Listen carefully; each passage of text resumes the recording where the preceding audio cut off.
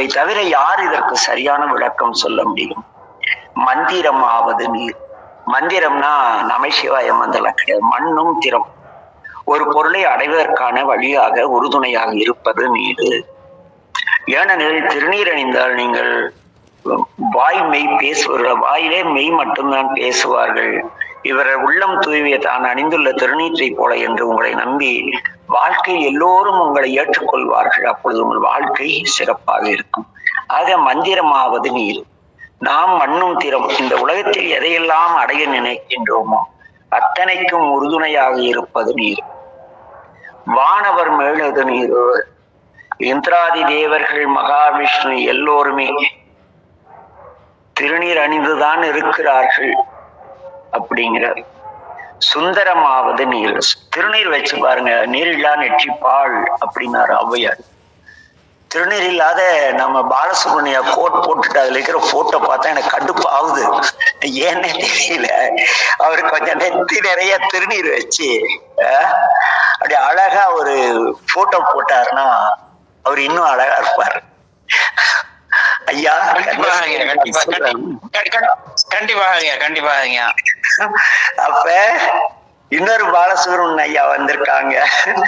உங்ககிட்ட இருக்க உரிமையோட அவர்கிட்ட சொல்ல முடியாது. கொஞ்சம் அவர்கிட்ட இதே மாதிரி இன்னொரு இதான் சொல்லலாம். ஐயா நீங்க அந்த சின்னதா திருநீர் வச்சுட்டு 3 விரல்ல அழகா புருவ கடைசியில இருந்து இந்த அப்படி அழகா திருநீர் வச்சா எவ்வளவு அழகா இருப்பீங்க இல்ல? உங்களை பார்த்தா என்னுடைய பெரிய தகப்பனாரும் உங்க புகைப்படம் பார்த்தா என்னுடைய பெரிய தகப்பனார் ஞாபகம். அவர் அப்படி உங்களாட்டம் கிட்டத்தட்ட உங்களாட்டமே இருப்பாரு. அப்படி நெற்றியில 24 மணி நேரம் நெற்றியில திருநீர் அப்படியே மங்காமல் நெஞ்சிருப்பார். அவரு பேரு பாத்தீங்களா, கீழே இருக்கிற ஆள் பேரு நவநீதன். இவர் நவநீத கிருஷ்ணன், அவரு நவநீதன். ஆக சுந்தரமாவது நீர். திருநீர் வச்சா மூஞ்சிக்கு ஒரு கெட்டப் வந்துடும். கருப்பு திருநீர் வச்சீங்களா சகிக்காது. ஏன்னா குடிக்கலையான்னு கேட்கிற மாதிரி இருக்கும்.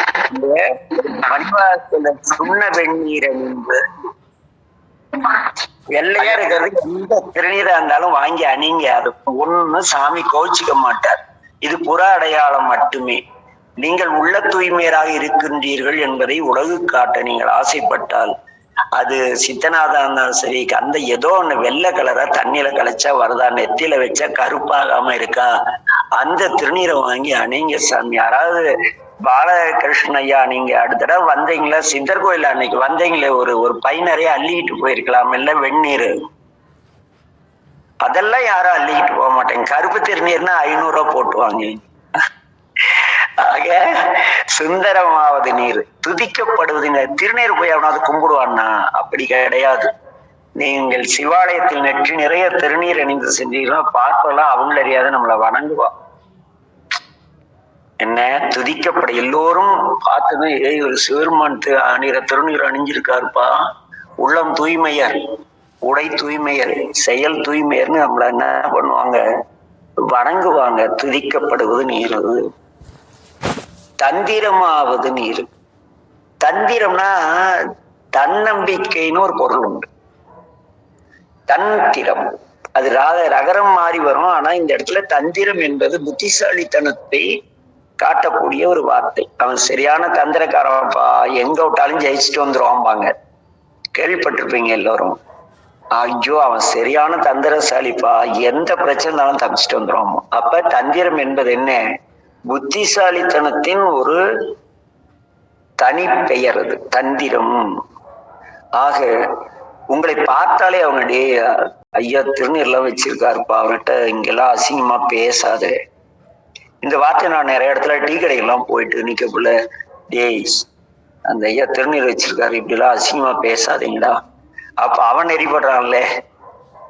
அப்ப அங்க என்ன ஆகுது? தந்திரமாவது நீர். அவனுக்கே தெரியாத அவனை செலவு பண்ணது திருநீர். ஆக இது தந்திரம் தானே. சமயத்தில் உள்ளது நீர். அது என்ன சமயம்? சமயவாதிகள் தத்தம் மதங்களே அமைவதாக அரற்றி மலைந்த நறுங்கிறார். சைவ சமயிகளும் கண்டிப்பா அப்படித்தான். சிவன் இங்கு மட்டும்தான் இறைவன் இருக்கிறார், எங்கும் இல்லை என்று எவன் சொல்கிறான் அவன் சைவன் கிடையாது. அவன் சைவ சமயத்தை சேர்ந்தவன்.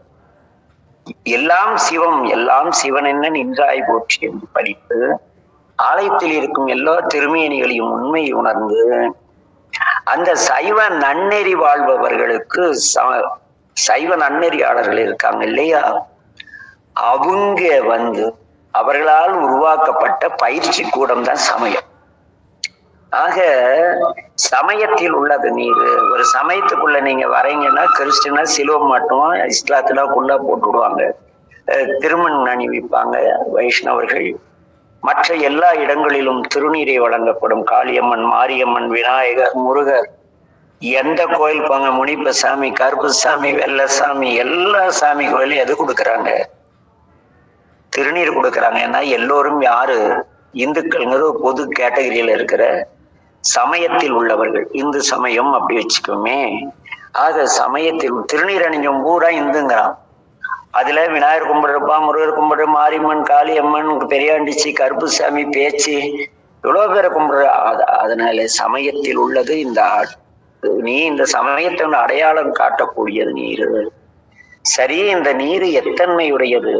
செந்துவர் வாயு பங்கன், சிவந்த உதடுகளை உடைய அன்னை உமையவளுடைய பாதி சரிபாதியாக இருக்கின்றாரே அர்த்தநாரீஸ்வரர், அந்த பெருமான் இருக்கிறார் அல்லவா திரு ஆலவாயிலே.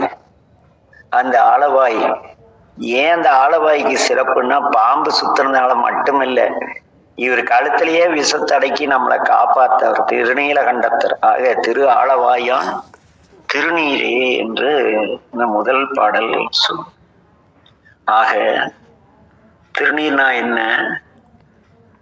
திருநீர் முதல்ல இவ்வளவுதான் சொல்றாரு. அப்புறம் வர வர நிறைய விஷயம். நீங்க போய் தீட்சை பெற்று திருநீர் அணிந்தால்தான் முத்தி அடைய முடியும்னா ஞான சம்பந்தர் தீட்சை தருவது நீரு, முத்தி தருவது நீருன்னு இருப்பார். தீட்சை பெறும் அவருக்கு எல்லாம்